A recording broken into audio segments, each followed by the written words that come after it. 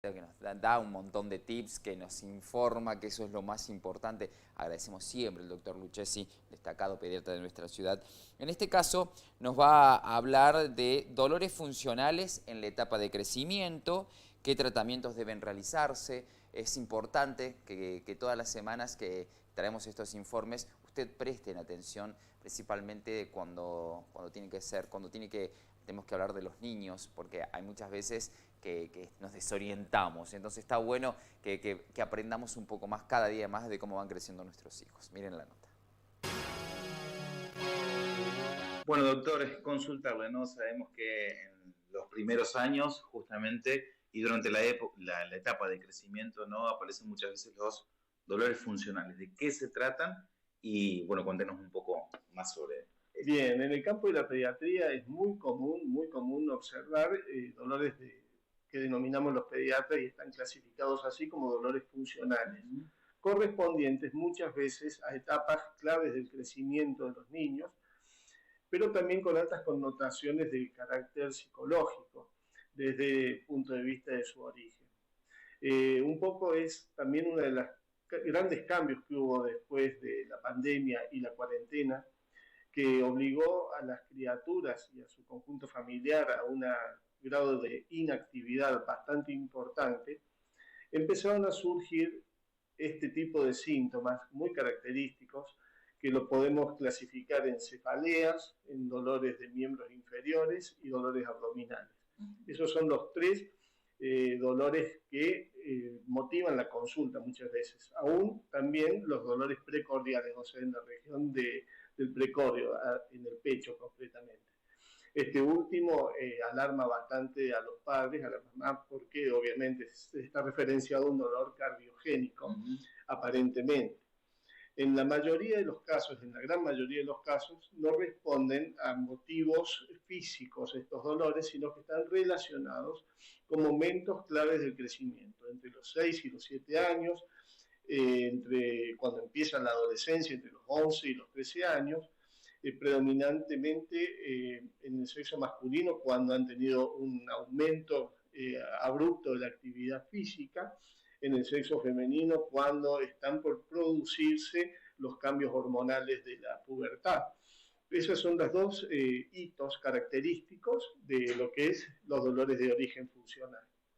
Pero aquí el principal desafío para el pediatra está en determinar si eso corresponde a un dolor funcional que va a mitigarse con algún analgésico o con sencillamente reposo o la caricia caliente de la mano de la mamá, o si va a necesitar, por ejemplo, requerir un laboratorio de análisis clínico o una cirugía, porque no nos olvidemos que los dolores aparentan ser nada o poca cosa al principio, pero después en su evolución pueden ser determinantes para el diagnóstico, por ejemplo, de apendicitis, para el diagnóstico de peritonitis, para el diagnóstico de artritis séptica, para el diagnóstico de algún tipo de proceso expansivo cerebral o para el diagnóstico de arritmias cardíacas.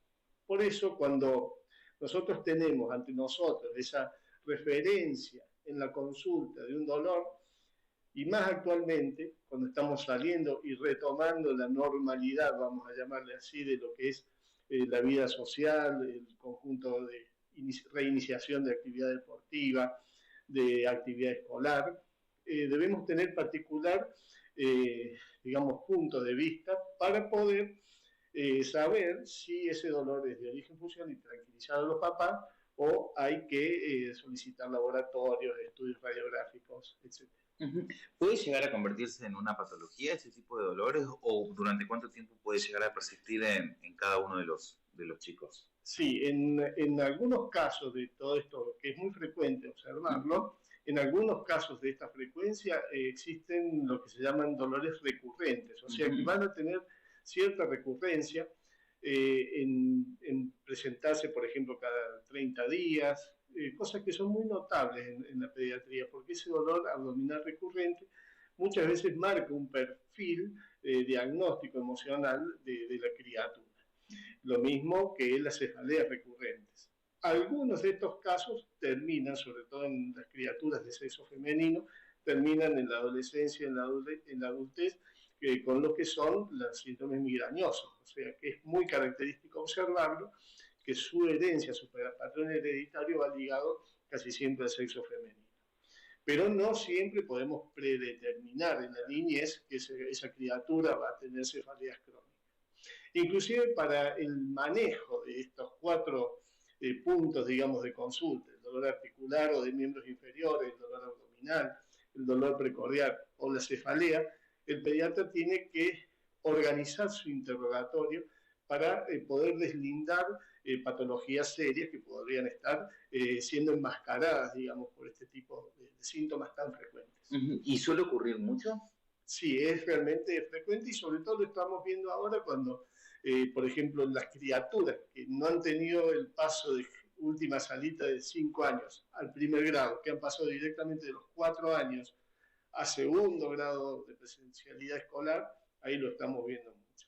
Es casi, te diría, una situación que podríamos denominar estrés infantil. Es el famoso estrés en los niños, lo que casi denominamos como que el estrés es algo de los adultos. No, en los niños también estas situaciones estresantes suelen determinar este tipo de dolores así recurrentes. La pandemia, ¿no? Con esta irrupción de lo que veníamos llamando en su momento normalidad, podría haber sido podría haber generado justamente este tipo de situaciones, más que nada en la psicología, relacionadas a la psicología. Por supuesto, inclusive yo es muy común observar hoy por hoy que los niños en la virtualidad desarrollan todos sus desarrollos emocionales y eso contrasta mucho con la realidad. Cuando el niño logramos abstraerlo un poquito de esa virtualidad permanente del uso de los medios de comunicación, de las pantallas, y pasarlo, por ejemplo, a una actividad física, deportiva, a una actividad al aire libre, con digamos, actividad física importante, vemos que empiezan a surgir este tipo de síntomas. Entonces, el paso de la virtualidad a la realidad es un poco lo que estamos viendo en esta pospandemia, que evidentemente lleva su trabajito y lleva su consejo como médico para no instrumentar medicaciones innecesarias o también para no quedarnos, como quien dice, con cortos en los diagnósticos. Bien, qué importante cada consejo, qué importante es escucharlo, qué importante es aprender de los que más saben, sin lugar a dudas, destacadísimo pediatra de nuestra ciudad, Alejandro Lucchesi. Gracias por el tiempo, doctor, porque la verdad que nos suma muchísimo, muchísimo, muchísimo. Vamos a seguir contando los eventos que se realizaron el fin de semana. El sábado pasado en District World se llevó a cabo la celebración del Día del Niño y ahí estuvimos también.